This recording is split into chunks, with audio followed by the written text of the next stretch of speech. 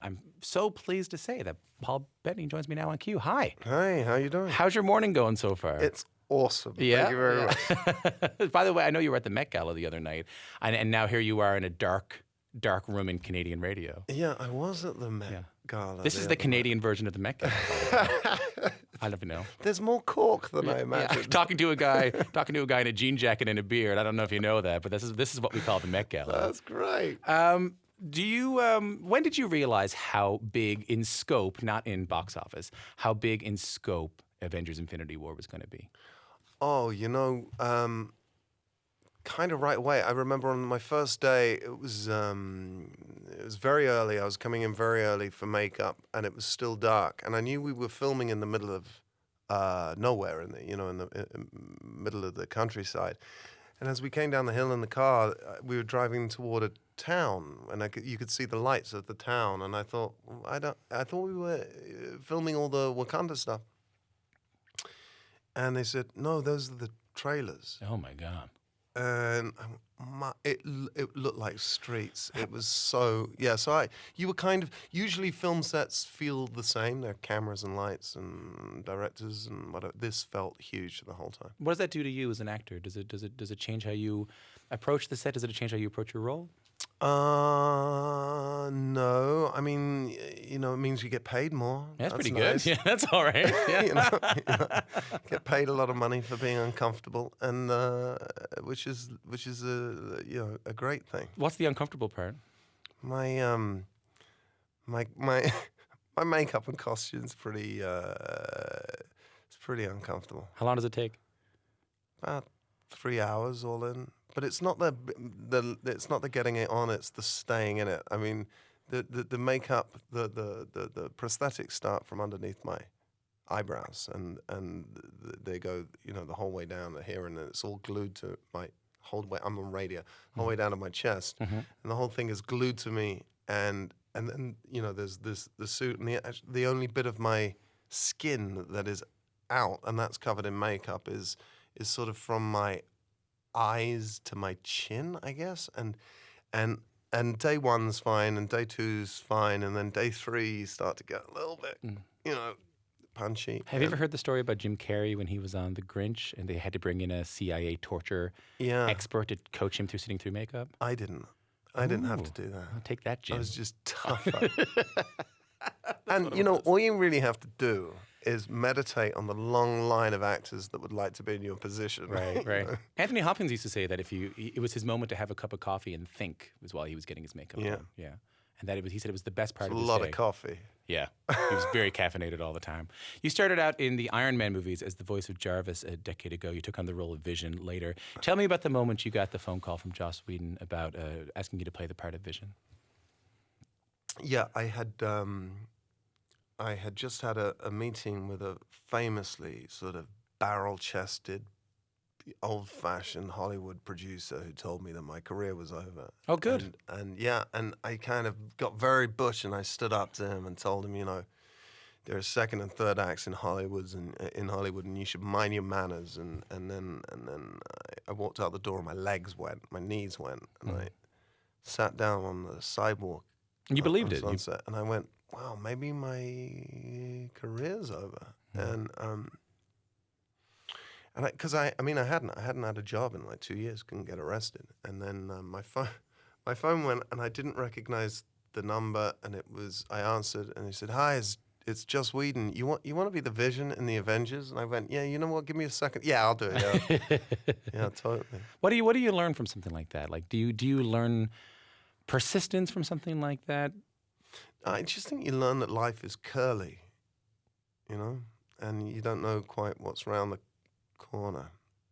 And that might be a good thing, or it might be, a bad thing. So, you should never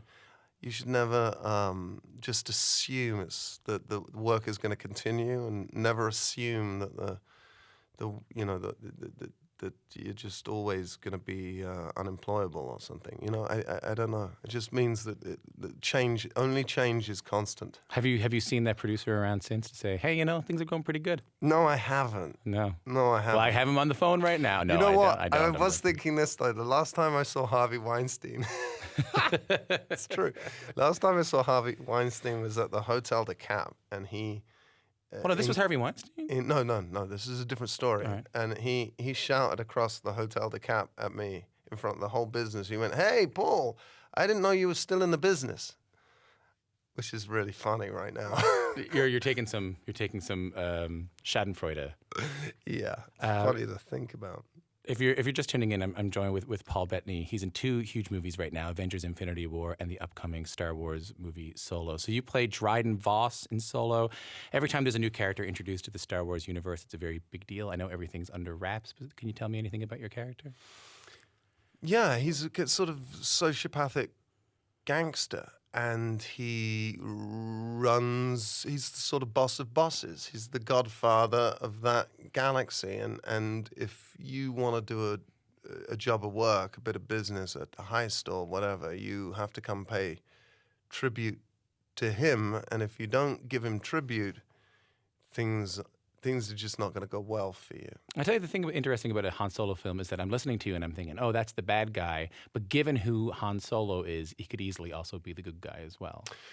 Right. That's, it's, yeah, I think that what's fun about these offshoot movies is that the tone can be different. It's not encumbered with the same set of responsibilities that the main franchise is. And I think that the sort of job of this movie is to discover and chronicle how Han learnt to shoot first and not second. Right. So Han shot first in your...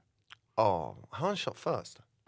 that's just how it goes. Han shot first. That's just how it goes. Of course he shot first. Did you watch Star Wars growing up? Were you a big fan? I was 6 years old and it changed my life, yeah. I mean, that was I remember just being taken out of a drab, grey, rainy 1970s London and into a different universe, and just was thrilled to get out. And it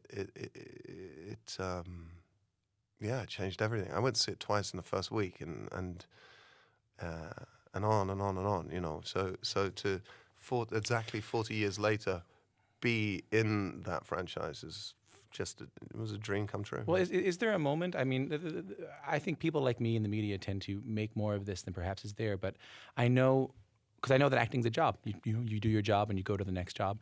Is there a moment where you sit back and you go, "Oh my God, I'm in the film that meant the world to me"? Oh yeah, no, absolutely. And I listen. I remember on my first day on a film on any film set, it was a TV show. And just thinking, and they were doing a helicopter shot, and and there were cranes and cameras on cranes, and I thought, don't forget this feeling. It's never going to feel the same. What do you mean? The excitement and the lack of there was nothing jaded about me. I was so excited to be there and thrilled, and I tried never to lose it. And of course, you never get to repeat that feeling until I turned up for the first day on Star Wars, and I got it again. And I'm walking down a spiral staircase as an intergalactic badass gangster on my Star Cruiser, and an R2 unit goes by with champagne flutes on his head, and I was just, it was, Does it feel different too? Because does it feel different in another way because Star Wars is so meaningful to so many people? Whenever there's a new character introduced to the Star Wars universe, typically they can go under some great scrutiny.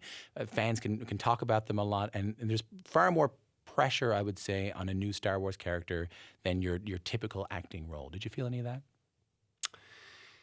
I think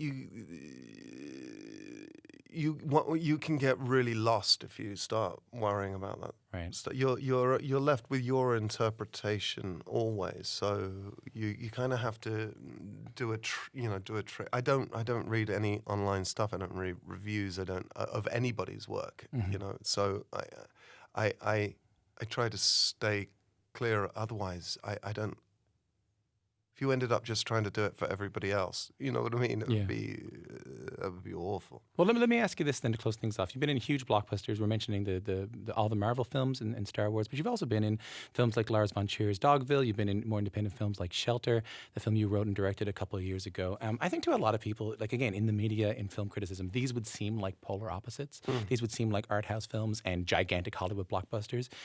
Do you see a connection here? Like, what connects all these films to you? Well, I love doing all sorts of things, but you know, there is a tendency. I think one can preach to the choir. You know, No, I don't know what you mean. I mean,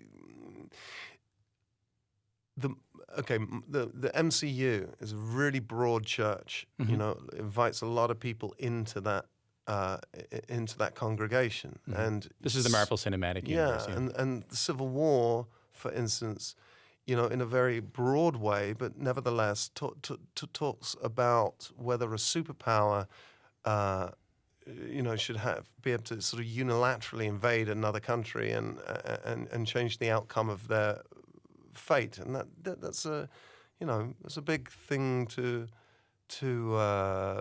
talk about. So I think you are able to sort of discuss big themes that, you know, that. And invite a bunch of people in, you know, a huge broad, you know, spectrum of people into the same room to watch that. So you're able to get a message across, but through explosions and sheer joy, that message just goes down a little bit easier. I think so. Yeah. Paul Bettany, it's been a pleasure talking to you. Very nice talking to you.